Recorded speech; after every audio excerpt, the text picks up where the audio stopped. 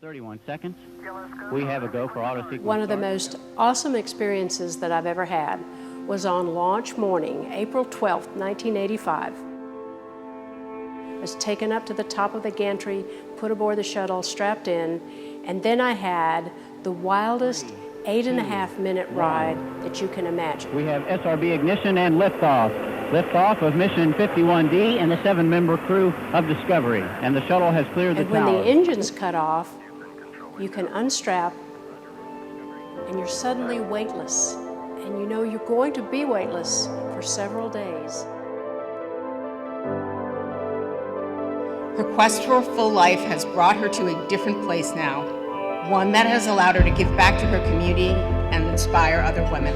Dr. Ray Seton. Whether we are alumni, or national officers, or corporate board members, we are passing a torch to some wonderful young women. Many of those young women are here today. You are the future of our nation.